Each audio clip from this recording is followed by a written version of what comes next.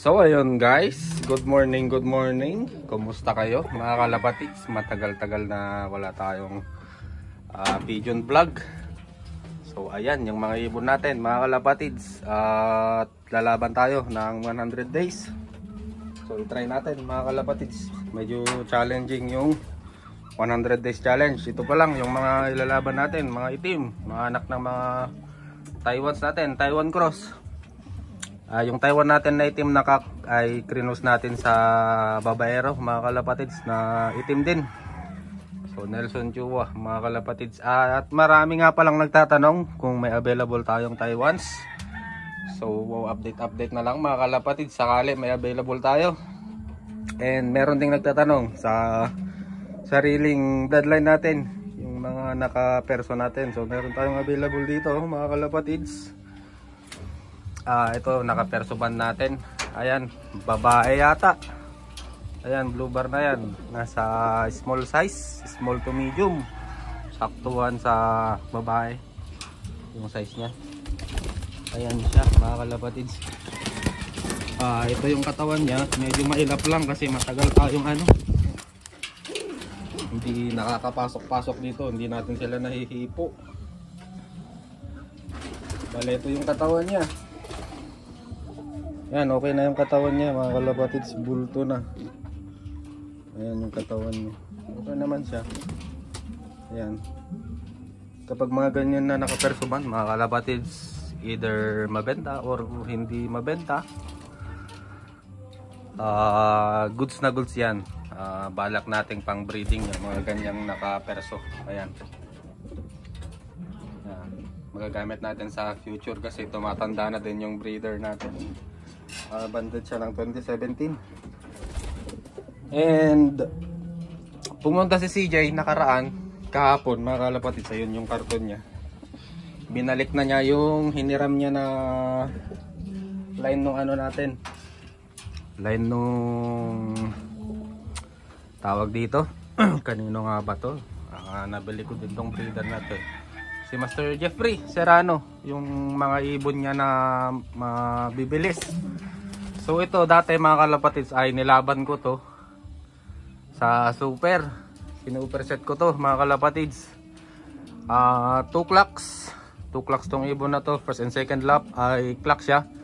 Third lap na falcon siya mga kalapatids. Pitcho ang tama, malalim ang tama mga kalapatids, kaya hininto ko na lang. At yun naman hiniram ni Master CJ. Ayan, pambenta na to mga kalapatids sa mga nagtatanong ng mga sariling ibon natin. Pambenta na to, mura lang to mga kalapatids. Ayan, kak, medium to big size. Ayan siya, maganda ang mata nito mga kalapatids na kak. Maganda din ang katawan. Pero yun nga, galing sa breeding kaya hindi pa 100% yung katawan niya. Ito yung mata niya mga kalapatids. Wait lang, at wala yung holder natin, hindi natin makita. Matagal-tagal na hindi tayo nag-vlog kaya malikot tong video natin. Tapos isang kamay lang ang hawak, ang gamit natin. Ayan. Ayan yung mata niya. Maganda ang mata nito mga kalapatids. Ayan. Ayan yung mata niya. Ayan. Ayan. Ayan. So ito hiniram ni Master CJ. Tapos ito yung napag second overall ko na ibon niya.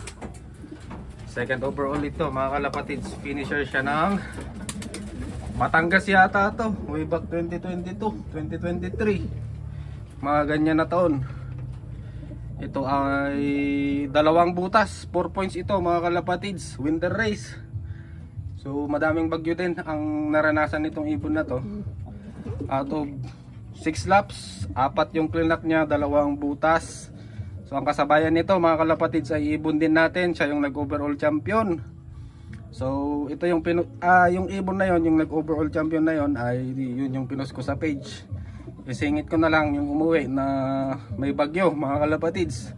Ayun yung first overall na ibon na yon. Day 2 ng ating abangan. Last lap mga kalapatids, Batangas 558 kilometers air distance. So ang sama pa rin ng panahon guys, no? So na-smash yung mga ibon natin. Sana ay may makalusot pa rin kahit dalawa or isa lang. So currently top 1 and top 2 tayo mga kalapatid sa ranking. Ayan o, yun yung dadaanan nila na bundok doon banda. Halos hindi na makita mga kalapatids. Uy, meron isa. Ayun siya. Clock ko muna. Salamat kay ibon din natin yun mga kalapatids.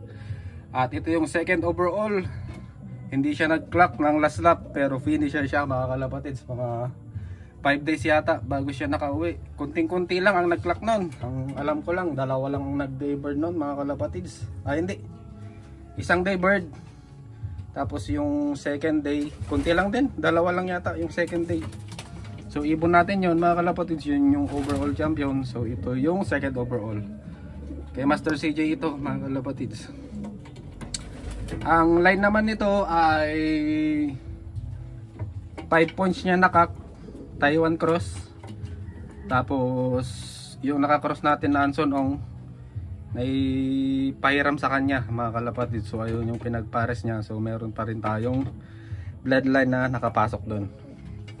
So ayan, nakikita nyo na dati yung Anson Ong mga kalapatids. Yung hen na yun, krinos ko din yun sa nagkak natin na nagpro-produce ng mga champions. So ayan mga kalapatids, available din to, second overall champion. So hanapin ko lang yung video kasi nawala yung old na cellphone ko mga kalapatids. Nawala natin yung certificate. So hahanapin na lang natin sa past na videos natin. I'm sure nandun yun, yung certificate na yun. Kasi plinex ko na din to noon, nung nag second overall to.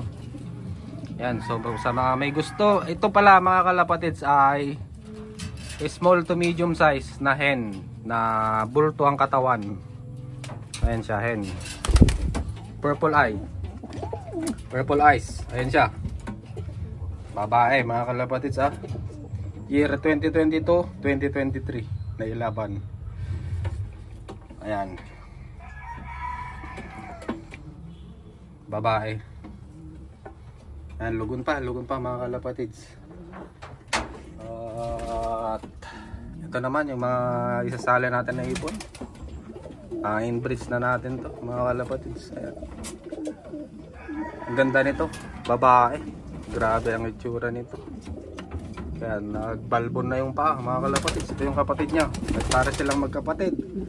Tapos yung mga 100 days natin. Ayan yung mga 100 days. Ayan. Tapos ito naman ay summer. Summer natin yan next year. Pero ilalaban na natin yung mga yan.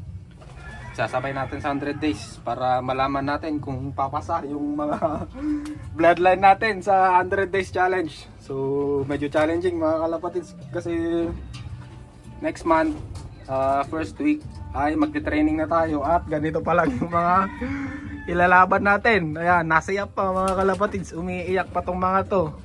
Ayan, ito medyo nauna na tong dalawa na to. Ayan. So mga within 1 week siguro pwede nang i-viewing to. Ayan, hindi kasi pwedeng i-viewing na ganito mga kalapatids, lalo't hindi natin nababantayan, baka malaglag sila, kainin ng aso or pusa mga kalapatids. Sayang yung mga singsing nila. Naka double band pa naman, dalawang 100 days challenge yan mga kalapatids, 2 clubs. Yan, puro 100 days ang laban natin. So yan, hanggang dito na lang muna guys yung available natin na sariling linyada din. Ayan, kak. Ayan, hindi ito Taiwan mga kalapatids ha, sariling breed natin to. Ayan yung kak, medium to big size. Ayan, nakasuper ito dati mga kalapatids, nilaban ko to. Ayan pa yung sticker nya, 2 points, bale pang 3 points nya na Falcon. Pero daybird din siya mga kalapatids, pero medyo malaki ang tama kaya hindi ko na ikinarga. So hiniram din ni Master CJ. Ito naman yung kinares nya, napanan niya ng ilalaban niya sa summer. Ito naman yung kinares niya, ibon niya to mga kalapatids. Meron lang tayong ibon na nakakross dito.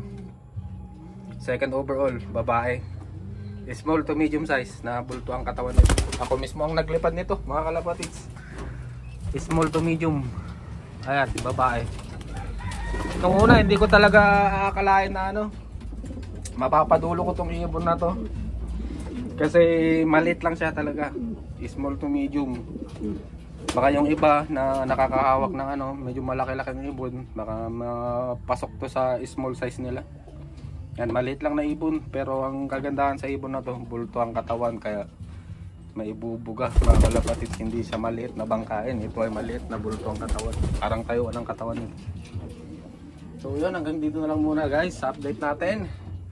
Sa mga nagtatanong kung may available tayong Taiwan, so update na lang mga kalapatids kapag may available tayo. Ayan, so hanggang dito na lang muna guys. Bye bye.